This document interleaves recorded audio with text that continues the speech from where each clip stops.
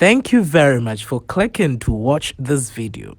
You are about to watch the part 2 of our discussion on the Qatar 2022 FIFA World Cup series, African football after Qatar 2022.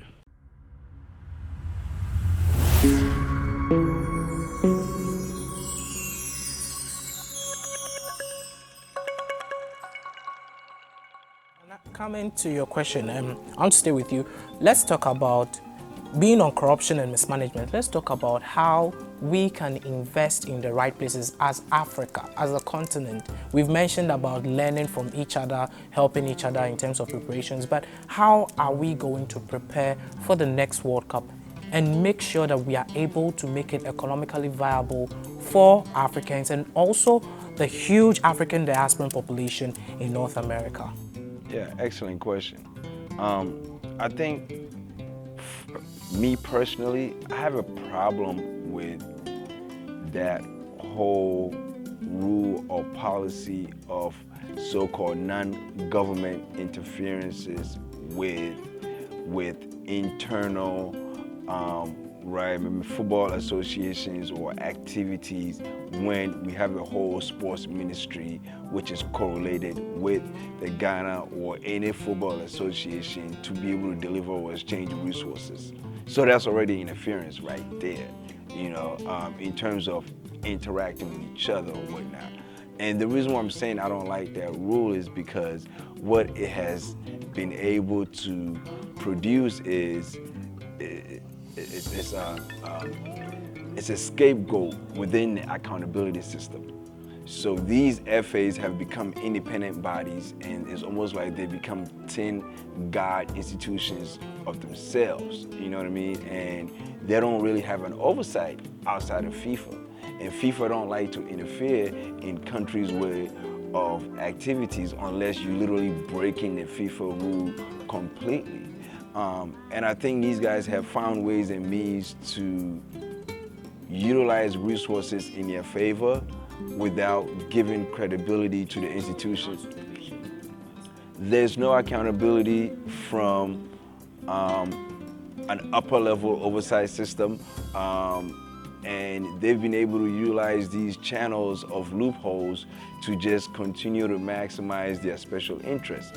That is the only reason why you have a country such as Ghana with significant amount of football player export.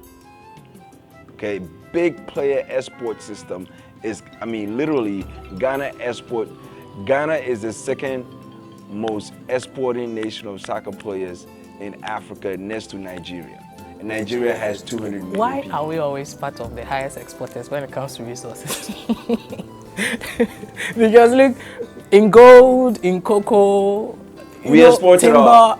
We're just giving it all away. Some to make it, utilize it That's my internally question. for our own quality development, right? So I think it's one of those things that where we have to look at ourselves and go, gone were the days where we're not utilizing football to grow the economy anymore.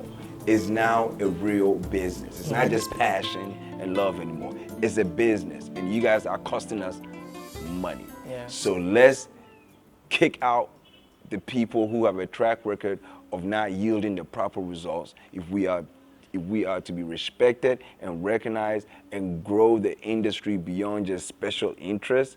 We have to apply accountability in the right places.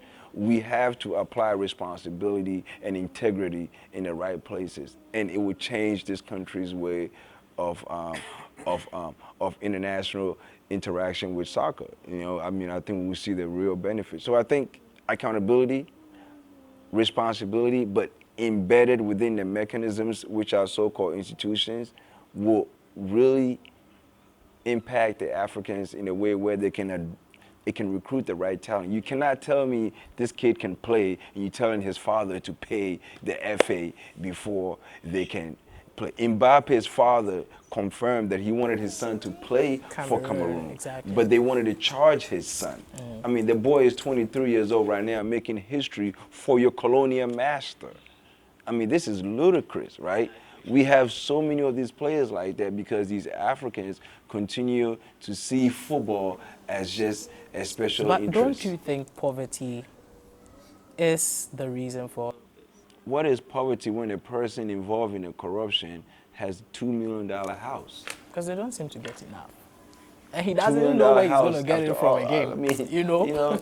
it's Okay, if you just joined us, this is the Qatar 2022 discussion on the Kente Business Journal. We've been talking about the whole World Cup, that just ended, and looking at Africa's performance and our preparation towards the next in 2026. Mr. Kusi, I want us to talk a little bit more about, FIFA's, policy about governments not interfering in, football matters, association matters. But when we look at Morocco, you can't tell me that the government of Morocco has not played a role in terms of talent development, in terms of infrastructure development, and all of that. All of those things aid in the football, And now we even have some academies in Ghana that are moving their players to Morocco to experience the facilities and all of that. It's becoming more of a sport tourism type of thing, not just, talent development. And it's, aside all of these things, it's yielding profit, economic profit for the Moroccan country and then the federation. What is your take on the policy about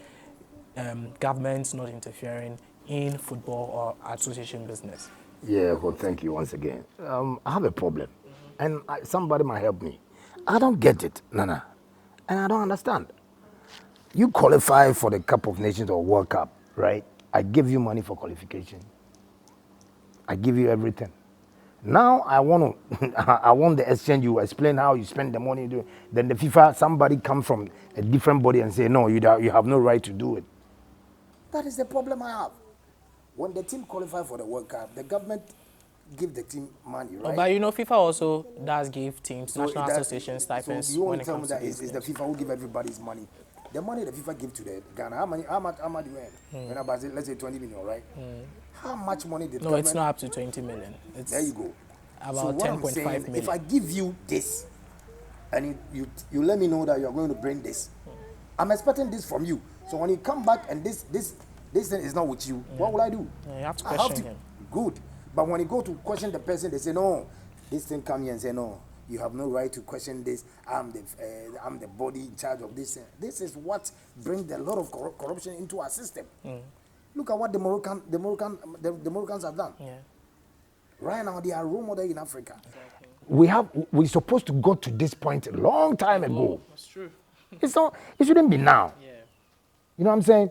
We are literally in the third decade of the 21st century. I'm so amazed about this Moroccan team, and about the Moroccan government, what he is doing. Listen, my brother, Morocco went for big to hosting the World Cup way back 1990. The FIFA gave to Italy. So they give to, after Italy, it went to States for US 94, 98 France, 2000 Japan, Korea, and then what do you call it? South Africa 2010, Germany. You see, now the Moroccans have proved to the world that we are ready. Yes. We can host in the World Cup. They will. No, it's just a matter of time. It's going to happen. It's obvious Morocco will host the World Cup very soon. Listen, it won't come by the FIFA's money alone. Yeah. Because look at what just happened to Qatar. In spite of the quantum amount they spent, they're going to get a return.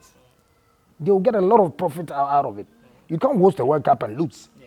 Go ask South Africans. Go and ask the Brazilians. And now you see what the Qataris has done. So I give you money to facilitate whatever you want to do. You have the money, you have everything. I support you. You go. You promised me to bring me this key, and you come and I ask you. You say no. I have no right. So what would I get the money to give? That's why it brings a lot of corruption into our system. FIFA have to let us know that. Listen, I'm giving you Nana, right? In the next 5 years, you have to let me know what you have done to Nana. But FIFA can't give the money. Where did FIFA get the money from? Where did they get the money from? We have to. It's about time we have to let the football people, the FIFA and the CAF. We have to sit down with our presidency and our ruling government for how we all to sit down at one table and think about these things, because it's very weird. And it's ununderstandable because if I give you Nana, Nana have to give me my granddaughter, and Nana say no, I won't give you. Then you come and say no, you have no right to question Nana. Like Nana say, you don't plant corns and eat yams.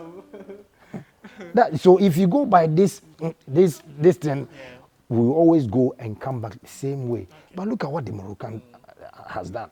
They prove to the world that they are ready and they are capable. I'm not saying they are angels.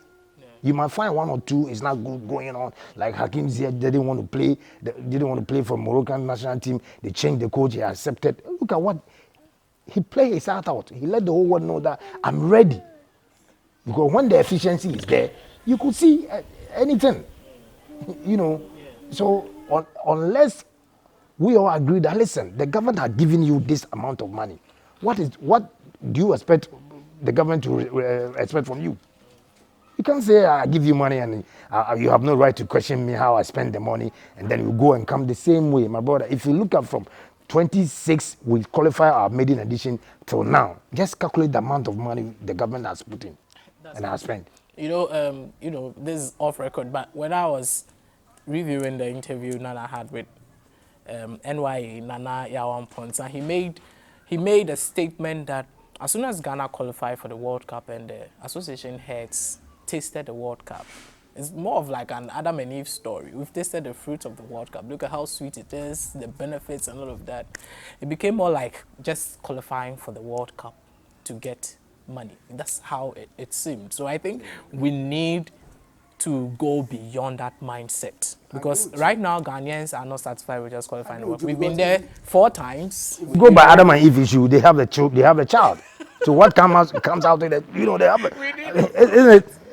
They have a profit about it. Okay, so Nana, I want to come to you. Let's talk a little bit more about.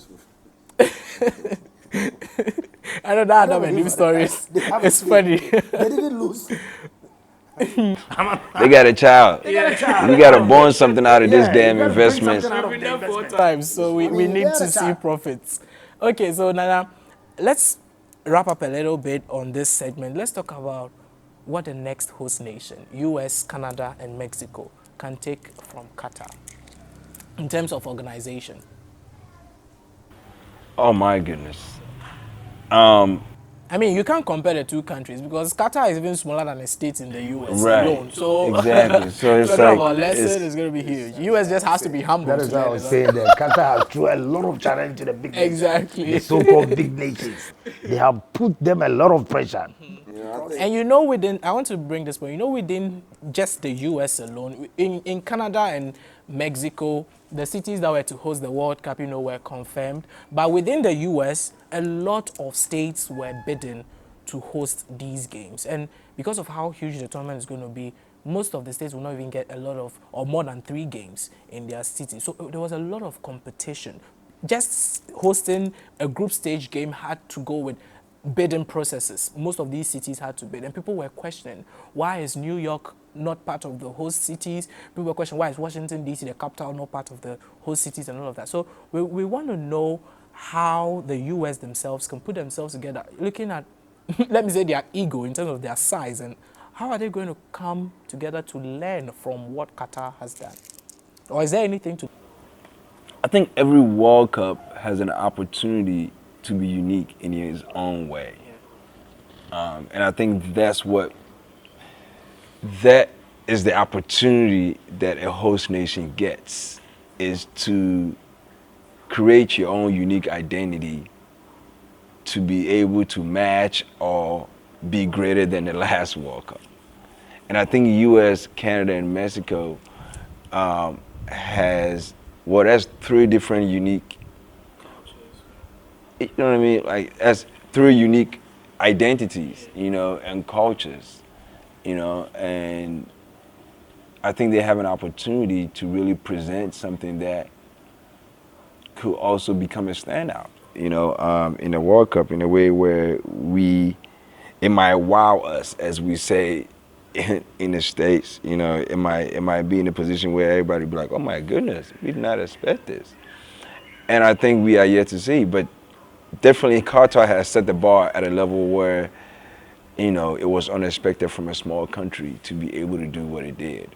You know, of course they have money, but at the same time, it doesn't change the fact that you have to mobilize significant amount of logistics to be able to accommodate all these people coming from all over the world and, you know, their characters and all of that, right? So I think the U.S., Mexico, and Canada have an opportunity to blend in something that is going to be unique. It's going to be unique in itself anyway, because I mean, it's just going to be very interesting immigration-wise, having to fly to Mexico and to Canada. You know, I have experience with traveling across those regions, and it's not, the immigration experience is not all the same, you know, so it's going to be very interesting what they put together. But I'm excited about it. I just want these African countries to be ready to be able to show out and be able to make money.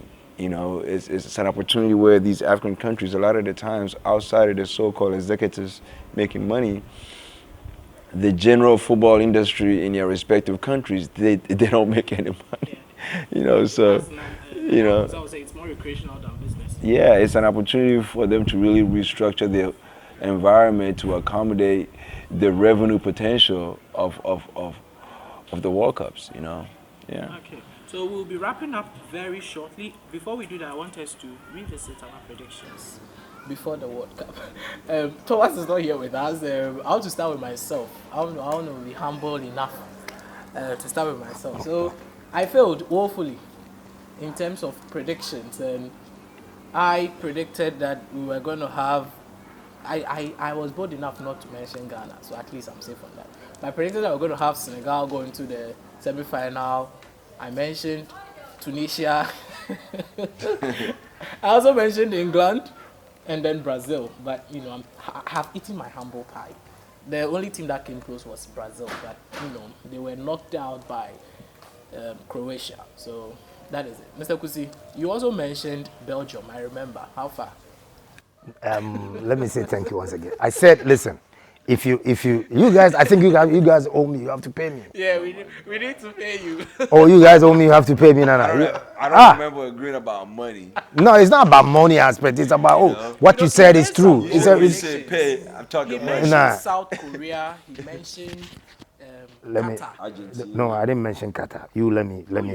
Oh, come on. I know what I said. So let me. You just asked me what I said. So I got. Okay, please go. As a matter of fact, I said when it comes to the Southern American, I go for the Argentines. Yeah, and you need applause for that. Yeah, prophets. Thank you guys. Prophets. Thank you guys. That was spot on. Okay? Yeah, you're right, man. You're right. You didn't choose Brazil. You chose the Argentine. You remember? You remember?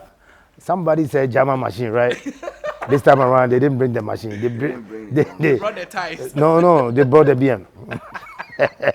They brought the BMW. You know what I'm saying? The Benz. And when it comes to Asia, I said I'll go for Koreans because they are the Asian champions, and you know, football these days, a lot of things happening in the football. You don't understand, right? Even in Africa, our favorite. Look at what happened to them. Yeah.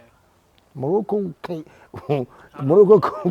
went to Cameroon, and look at what they did. So you don't even expect them to. You see, and even in Europe, I said, listen, apart from France, I'll go for what do you call it, Belgium, because Belgium you could see, but upon watching their first match, I said, They had the oldest squad. I said, Their youngest average age was 28. I said to myself, listen, I've changed my mind. Because they say it's only a fool doesn't change his mind. So I changed my mind. I told them, I said, listen, man, I'm not going to support these people. Then he was dying laughing. I said, oh, I'm right now because it takes a fool doesn't change his mind. Because when I look at, when you play the ball to the true ball to even this guy, Hazard, he can't even run. I said, and you know, one thing that also bothered Belgium was, you know, there were a lot of egos in the camp. Like and our own team, you know. I said, oh, based on, we have a youth team, we are going to perform, you know, but hey. I think Ghana's problem is more of management. Yeah, we did just a little, but you know, if you have a time like what the Moroccans have did, we'll go for the next edition unless we prepare very well. We won't take. Listen, Ghana was ranked higher than Belgium. My brother. Huh? Ghana was ranked 24th. Belgium is Oh, after the World Cup. After the World Cup. I mean, after the World Cup. But I mean, listen. Lord have mercy. You don't expect to go and perform miracle in World Cup. To win a World Cup is not easy. Look at what happened to the Argentines. If you watch the Argentines and the Netherlands game. So are you trying to tell me that you didn't change your mind after they lost to Saudi Arabia? No. You know why? Because I watched the Saudi Arabian team. I said, no, the only player in Saudi Arabia team is the boy who lives in Aswanzi, the Zamzongo boy. No, you're talking about the Qatar. No, Saudi Arabia, sorry. The Saudi They beat Arabian, Argentina. they beat Argentines. But if you look at it, listen, going to the tournament and the World Cup, I mean, you lost your first game, and you go and rehearse and tune your mind and prepare very well. Your next 2 games, you come and win. Now that's the second time a team has lost the opening game and winning the World Cup. We look at Spain in 2010, they lost to Switzerland in the opening game and then went on to win. Echo, if you look at the Argentines record, anytime they go to the World Cup final, they lost their first match. Yes, anytime they go. If you look at from 1990 coming, 1990, Cameroon, our own brothers, Cameroonians beat them 1-0. They went back and beat Brazil quarter-finals, beat Italy, and then straight to the final. Okay, so You Nana, let me come to your predictions. I remember you mentioned German machine. Germany. German machine. What happened? What happened to Germany? You mentioned Ghana as well. He has to change his mind because football, there's a lot of dynamics is coming on. Let him change his mind. This is Judgment Day right here. Explain Let me tell you something. Listen, man. I mess around and let the Mercedes-Benz engine mess with my head. You know, I'm thinking the way they put the Mercedes-Benz engine together is how the game is gonna come along with it, man. They brought that Beamer, man. That electrical problems. Electrical problems don't want to buy it, I was so. I mean, I think of all the countries that truly disappointed me outside of Ghana, it should probably be Germany. It's Germany. I was so disappointed. You know, I've always loved their technical ability, you know, and the fact that it plays such a high condition football, you know, soccer, and I was just so disappointed in what they came with. And of course, I predicted Ghana will go far, right? Eating my humble pie. I think you mentioned Senegal. You did? Yes, I mentioned Senegal. You know, Senegal was also very disappointed to me. I don't care if they didn't have Sadio Mane. You guys been playing together for damn near 6 years, you know, and y'all couldn't even use your, you know, it just really spoke volumes of You know, one funny talent. thing that ran through our predictions. You were the only one who didn't mention Qatar. All of us did mention. Oh yeah, we mentioned Qatar based on their home support and so on and so forth. But listen, let's not forget that. Mentioned Morocco. Oh, the Morocco, we write them off because listen, I remember I said, listen, North Africans, they give them opportunity, they will disappoint you. So as for me, if in Africans, I'll go for Ghana and Senegal. Even Cameroon, I write them off. You know what? But Moroccans prove me wrong. That's why I bet my kobo. Listen, from now, I'll bet my kobo on them. You know what I'm saying? Because they let me understand the unity when you say team. That's why I told you the other day that, listen, 1978 Ghana won the AFCON. Then coach took the Ghanaian team to Brazil for 1 year. They came back and won the cup. When Germany knew that Brazil is going to host the 2014 World Cup, they went to the Brazil, built a football village, a World Cup village for 7 years. They went to Brazil, beat everybody, won the World Cup. They couldn't beat Ghana. That's why I said, listen, when it comes to talent, Ghana got it. You can't beat us. Now the football is changing, but the world, look at German team. They have almost 5 or 7 African players in their team. Okay. Look at Wales.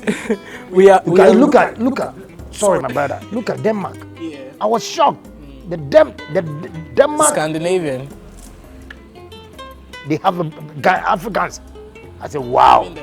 The world is changing. The football system is changing. So the world should watch out. The next edition, Ghana is coming. Wow. Ghana is coming. US, Canada, and Mexico 2026. This has been our coverage of the Qatar 2022 FIFA World Cup on the Kente Business Journal. It's been a great pleasure serving you throughout this 1 month of football royalty. My name is Joseph Amwakwata, and thank you so much. On behalf of KBJ, we say a special thank you for joining us on this Qatar 2022 series. We hope that you can stay with us as we bring you more exciting series and more exciting topics, documentaries, and news files. Thank you very much. See you same time in the next episode. It's bye for now. Thank you very much for watching this video. Please do not forget to subscribe to the YouTube channel Kente Business Journal TV and press the notification bell to stay updated always.